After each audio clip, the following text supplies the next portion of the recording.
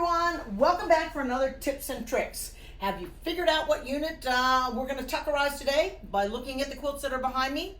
Well, it's actually a unit that is very familiar in the quilting world. It's kind of like a half square triangle, except what you're going to be doing is making a rectangle with a seam that goes from corner to corner.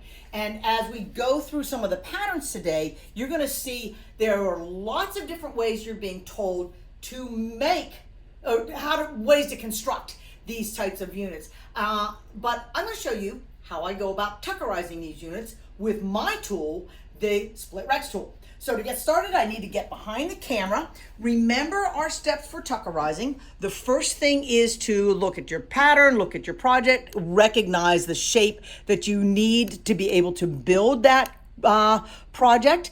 Then analyze.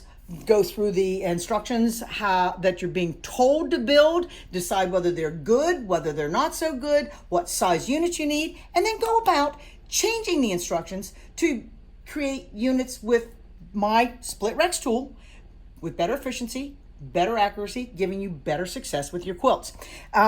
Remember to use the unit guide. The unit guide for our Split Rects tool has us making those units with seams going this way, and it also gives us the ability to create these elongated combo units and elongated hourglass units that I'll show you more about later on in the episode. But let's first take a look at some projects. Now I'm going to zoom this in just a little bit so we can get a little closer and maybe see what's going on there. When I was looking through the magazines, I noticed this project had lots of the Split Rects units around the outside, so I took a look at how they were telling me to make those, and then I noticed that not only do they have Split Rects units around the outside, but they had them on the inside in the blocks, here and here, here and here. And when I looked through the instructions, they referred me to a template page.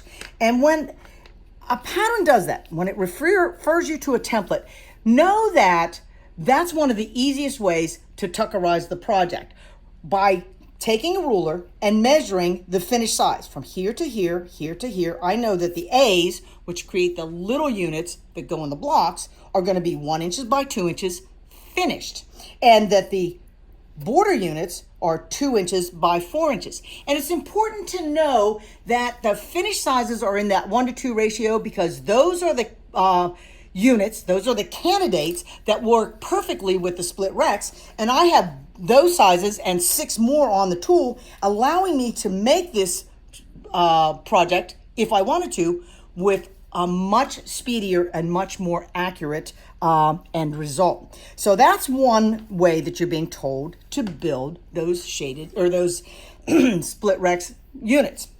When I took a look at this project, there are oodles of these units, the Split Rects units, not only in the blocks, but in the sashings as well. And when I looked at this, I thought, wow, this is not, I know right away that it's not something that I want to do. But basically what they're having you do is cut rectangles and then do marking on each rectangle that you cut. Down 1/2 inch, in 1/2 inch, marking a point there, mark a point there, draw a line from corner to corner, mark the same point on the dark side, draw the line, stitch on the lines, cut between the lines, fold them open, press them open, and then on just 2 of the sides, use a regular ruler to trim them down to size.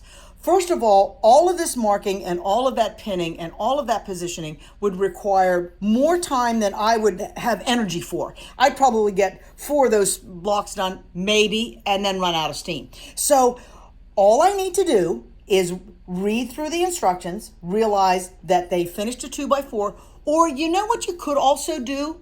If you're not sure about the size, just cut 2 rectangles from some of your scrap fabric and give this method a try, and you can see whether or not this is a construction method that you want to use. Personally, I'm headed to my Split Rects tool every single time. Now, here's another project out there. Again, lots of Split Rects units in the border that go around the outside. And this method is, again, not one that I would choose, but basically what the author is having you do is do strip piecing, create a plastic template with a line on it, and then taking that plastic template, positioning it over top of your strip set, cutting half of your units this way, half of your units this way. It actually would create some pretty accurate units.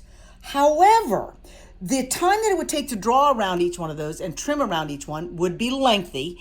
And the other thing that concerns me is the amount of fabric that's being thrown away from each of those strip sets.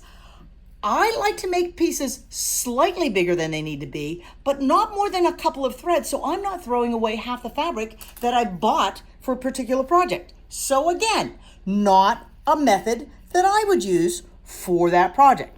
Now, we're going to zoom in on this one, and you say, what, we already talked about this. Yes, we did. We talked about this construction method. But what I want you to do, we're going to zoom in on this section down here and take a look at what the author or the magazine editors are telling you to do. They're telling you to build 4 different split Recs units and then go on to build this shape down here. But what I see as an experienced quilter is that instead of building this as 2 rectangle units, this is actually a V-block unit. We haven't touched on that yet with the with our tips and tricks, but we will. And knowing that allows me to be able to build this with a different tool that builds that shape along with the Split Rects tool, and eliminate the seam and eliminate the bulk and eliminate the extra steps to create that as 2 separate pieces. So again, tuckerizing means not just looking at the one shape, but taking a look at the big picture to see what you're going to end up with. Here's a great, I love this book, Modern Blocks. Great designs in here. This one is a perfect example of a Split Recs. They're having you make this with templates. Again, with your templates, you would go to the template page, do your measuring from finished edge point to finished point, 4 inches this way. When I measured this way, it's 2 inches. Yes, indeed, that's a candidate for the Split Recs. Yes, indeed, I have half of them going one way, half of them going the other. So I'm going to have to pay a little bit of attention if I decide to make this. But I want you to take a look at another project from this book. And this one, they're having you build these units basically as squares using paper foundation piecing. Well, you know, if you've watched any of my episodes before, how I feel about paper foundation. I'm glad I know it, but it's definitely not something that I want to do, especially when I know that I recognize this as a shape that's easily done with one of my other tools. So I measure. Top to bottom is 4 inches. Here to here is 2 inches. And I know that those are the finished sizes because it's telling me to add 1/4 of an inch seam. But I want you to, again, to take a look at this and analyze what's going on here. These indeed need to be split rectangle units, Split Recs units. But there's no way for this area here and for this area here that I would do them as 4 separate Split Recs shapes. I could, but last episode we talked about the diamond Recs and how you build that. And a 2 inch by 4 inch diamond Recs or a 4 inch by 8 inch diamond Recs is one of those things that you have an option to build and eliminate the seams going this way and this way. And so you can begin to see how having the correct tools in your toolbox are going to allow you to pick and choose the right tool for whatever project you are going to go on to build for your next couple of quilts. Now, let me talk briefly about one other thing that you might see in books and patterns and magazines. Sometimes their patterns will recommend an acrylic template. To best of my knowledge, those acrylic templates are almost always, if not all, created for precision cutting, which is great, except that if you cut the triangles perfectly, that means all the rest of your construction steps need to be equally perfect, meaning the positioning of the 2 triangles, the stitching, the pressing, all of those steps have to be equally exact. And if I were making 100 of those, there's no way that with a precision cut acrylic template or with a die cut shape that I would get 100 of them correct. But I will if I use the Split Recs. The Split Recs has that angled edge, the same as those other templates, that allow you to use strips, use guidelines to cut the shapes out of the strip. How do you do that? Well, that's where you're going to want to go and visit my website and watch the Split Rects video, and I'll talk you through lining up the lines and how you make that happen. How do you get the mirror images? You just make sure that you have strips that are right sides or wrong sides together so that you have shapes that have one angle going this way, one angle going this way. The nicest thing about the Split Rects tool actually though is the trim down. When I lay this shape on a cutting mat to trim it, oh, this thing has got a mind of its own. What I have on the tool are guidelines that quickly and easily line up with the seam lines and position the tool so that when you trim and clean up the corner, not only do you have the perfect size unit, but you're placing that seam exactly where it needs to be so that when you stitch your future 1/4 of an inch here, when you stitch your future 1/4 of an inch here, you actually get to keep the points in your project. What a novel idea! Points on a project. So this is why the Split Rects tool is my only tool of choice for this. I have 8 different sizes on here, from 1/2 by 1 inch finished up to 4 inch by 8 inch finished. We also have a technique sheet associated with the Split Rects tool. They're the Split Rects bonus units, and it allows you to make those elongated combination units and elongated hourglasses in 7 of the 8 sizes. We didn't go down as far as the 1/2 by 1 because there was just no way to do it that small. We also have a video. Every time we make a technique sheet, we create a video that goes along with it. So you can watch how I make that, see if this is something you might be interested in, and take a look when you're at this video to see some of the truly creative ways you can use these units for sashings, for borders, for your blocks. And speaking of blocks, sorry, I talked too loud into the mic there.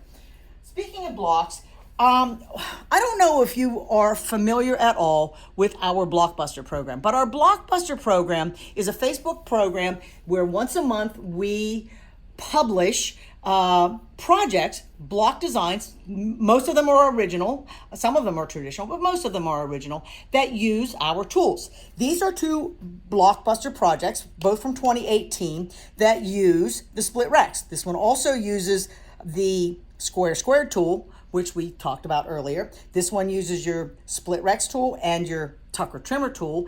Each time we publish the Blockbusters, and again, this is free. All you have to do is just sign up for our Facebook page and they'll come to you once a month. You can choose one of 3 different sizes to create those blocks. We also end up creating patterns. This is one of the blocks from my Northern Neighbors project. It has those split rectangle units here beside the point to make a beautiful block. It also uses the wing clipper, and it also uses the corner pop, and it also uses the Tucker trimmer here. So this has lots of tools in it. I'm glad I have them all in my toolbox. We have a couple of other Blockbusters. This one's called She Bear. You can see right away where those Split Rects are, and those are type 1 and type 2, meaning half of them go this way, half of them go this way with their slant. One of the newest ones, this was just a couple of months ago, is called Tiffany. You don't even really see the Split Rects units in here. They're here, but they're those elongated combination units. One this way and one this way. How do you create those? Watch the video. It's so simple. Even a rookie can do this and get good results with those particular units. And then last, or I'm not sure, sorry, not last, but the latest Blockbuster that we released just at the end of July is called Game Board, and you can see right away that it's loaded with Split Rects unit. It also has that elongated combination unit as part of the equation, and haven't had a chance to make that one yet, but it's on my bucket list. We also have patterns. These are some of the ones that we have out there. The ones that you'll see up on behind me are Prism, Fiesta, both light and dark, and Diamonds and Pearls, but all these other projects are available. These patterns are available through our website. If you don't have the Split Rects tool, I am going to recommend that you definitely, let me get that a little bit straighter, that you definitely get that tool and put it in your toolbox. you will find lots of projects out there, and maybe create some of your own using this tool. And I guarantee you, this is going to be one of the most used tools in your toolbox.